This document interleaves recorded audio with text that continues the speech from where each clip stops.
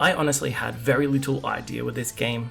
Looks like it came out a while ago on consoles, and given my early interactions with Mary Skelter 2 on Steam, I was pretty much ready to say it's a flaming pile of rubbish and to save your money. It's actually pretty expensive on Steam, like 40 Aussie dollars or something, but saying that, it could have been the fact that the audio bugged out on my first playthrough, with no sound at all until I Alt F4'd my way back to a restart.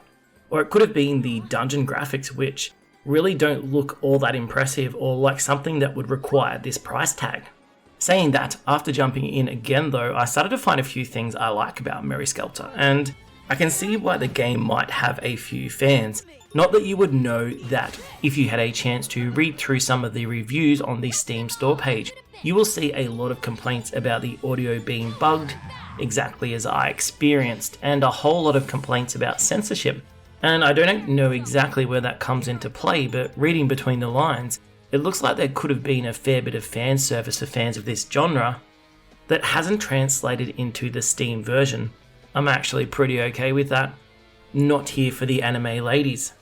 Mary Skelter 2 is a dungeon crawling RPG game with turn-based fighting that has oh so many mechanics that the game will 100% destroy your flow as it interrupts you to teach you yet another mechanic that I didn't really care about. At one point, characters were talking about licking each other in the middle of fights. Okay. Speaking of characters, there's a heap of them, and the girls so far seem to have like fairy tale names, Red Riding Hood, that kind of thing, and I don't exactly know why.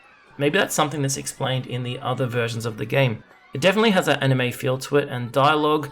Holy cow, there is a whole lot of dialogue in this game that sometimes has voice acting when the audio is working.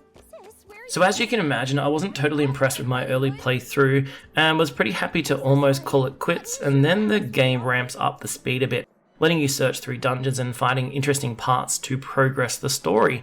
There's still definitely way too much dialogue stopping play for my liking, and I'd say it plays much more like a visual novel compared to a fully immersive and exploration-based dungeon crawler, but I can see why people might be a fan of the series.